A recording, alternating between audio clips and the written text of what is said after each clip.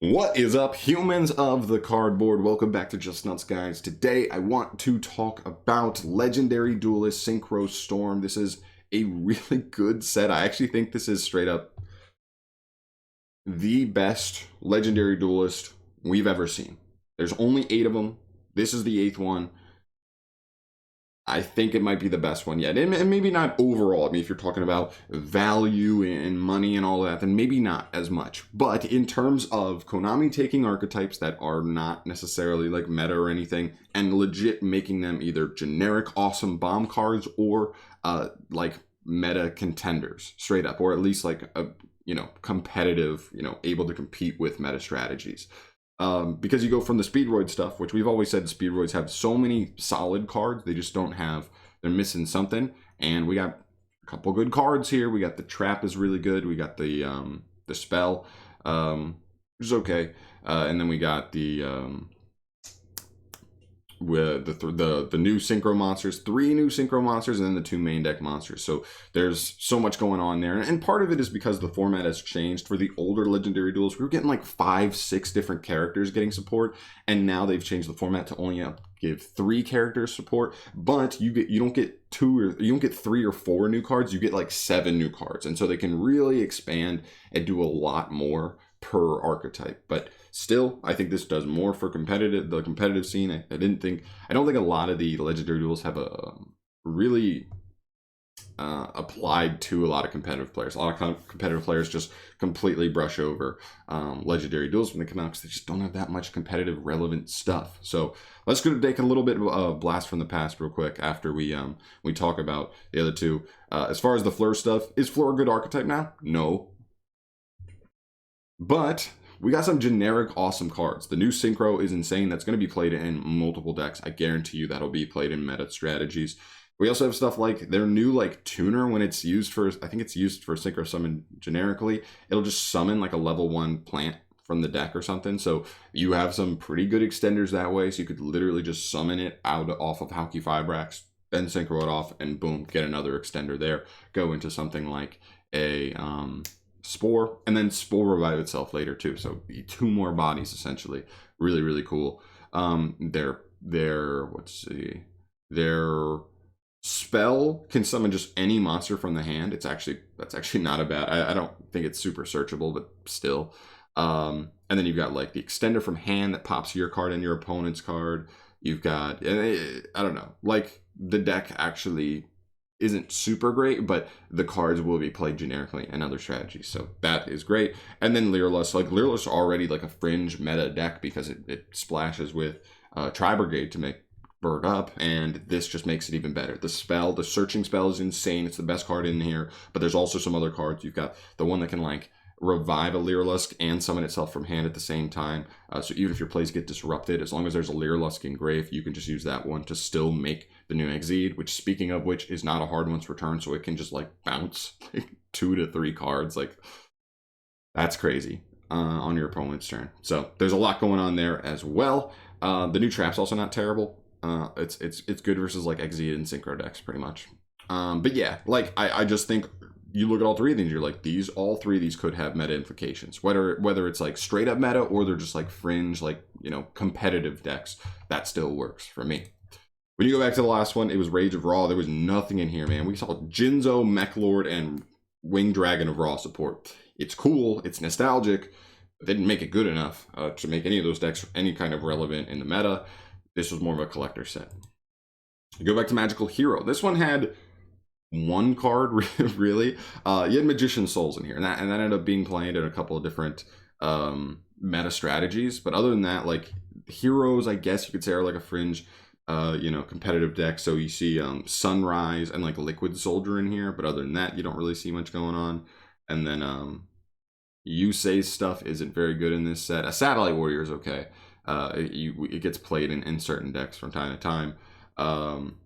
The Zubababa stuff is actually did see play with some of it with the Gaga was Dododo whatever. They saw play in Adamancipator a little bit at the beginning until they shifted to a new way to play, and then the the Yuya, the pendulum stuff, the odd eye stuff is awful, so useless. So it's literally just Magician Souls. The rest of the Dark Magician stuff is like pretty good for them, but not good enough to make them good. Then you get to Immortal Destiny. You've got a couple things here. You've got gimmick puppets. Oh boy. You've got Predaplants. You've got Dark Necrofear / Destiny board. And you got evil hero stuff. Like, Earthbound Immortals too. Like, I guess if you have, like Malicious Bane and a Dusted Gold were cool. And then after that, nothing. You could say Predaplant Trifia Veritum's interesting for decks that play Super Poly. That's the only way the deck has like competitive relevancy. Sisters of the Rose, actually in hindsight, looks a little better than it did at the time. The Rose Dragon stuff, we'll see, actually could become a little better. We've seen them be splashed as a little engine in Dragon Link before, and now that engine just gets a little bit better. The train stuff, actually low-key pretty good. I mean, look at rank 10 trains. Or not rank 10 trains, our Earth Machine, the deck. This is one of the key, components of that deck. Pretty, low-key, pretty decent. You've got Cyber Angel stuff. That stuff's garbage. Gonna run right past that. And then you have the Harpy stuff, which can actually splash decently with Tri-Brigade. I've tested them out. I think just people prefer Leerless because they're a little bit better at extending.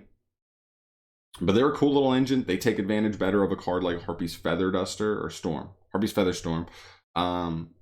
They got their own Stratos in this set, so there's some decent stuff. This one ended up being better in hindsight than we probably thought it would, but still not as good as this, obviously though.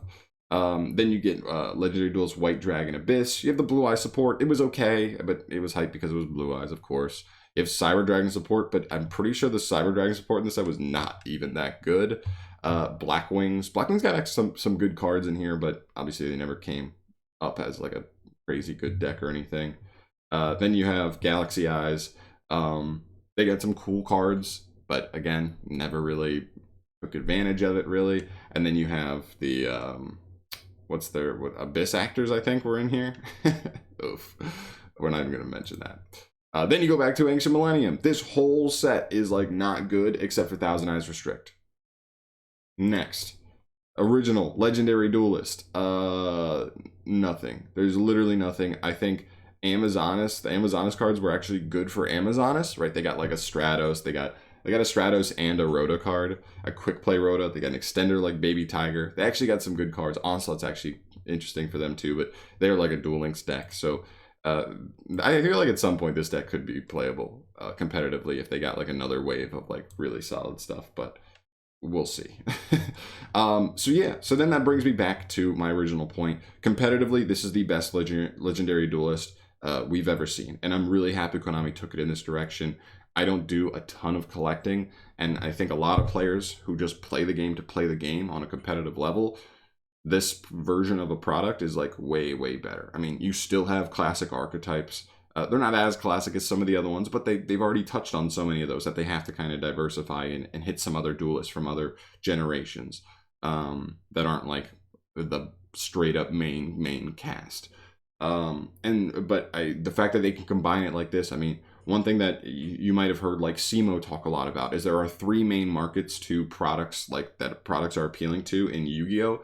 You have the competitive market, the collector's market, and the casual market. And a lot of legendary duelists hit on casual and collector because a lot of it's like nostalgic cards like Dark Magician or Hero Support, or you know what I mean, like Pegasus cards, right? Then you obviously have the casual players who, again, kind of the same thing. They love it because it's like, oh, that's my favorite character. I want to grab his cards and I want to play his anime deck. Casual stuff. But they almost never apply too well to the competitive market. And so this will only help the set sell even better. Maybe it won't sell as well to the casual and collectors markets. But I do think that will be, crutched back up because of the competitive market being much more interested in this set. So that's pretty much it. I think this is the best legendary duelist competitively we've ever seen. And I love this transformation. I like the new format. It doesn't feel like Konami's spreading themselves so thin. They could have easily done this from the beginning and been able to stretch out more legendary duelists with, more duelists pretty much. But, they'd have like 2 to 3 more just based on the ones they wouldn't have used yet because they had only done 3 instead of 5 or 6. But I think this is my favorite Legendary Duelist so far. Let me know your thoughts down below. I mean, I don't know. I like this set a lot. I really think they nailed it. I was very skeptical at first. Like, wind is like kind of known as like being the worst attribute in Yu-Gi-Oh! Generally. Other than I guess like fire. Fire's pretty tough sometimes. We haven't seen a ton of fire decks other than like Salamangreat in the last 5 years do great. But yeah, let me know in the comment section down below, what do you think about this general topic? What do you think about this set as a whole? I mean, I think this set really is just the best Legendary Duelist we've ever seen. So let me know your thoughts down below in the comments. I will see you in the next video. Thank you so much for watching. As always, I'll see you in the next one.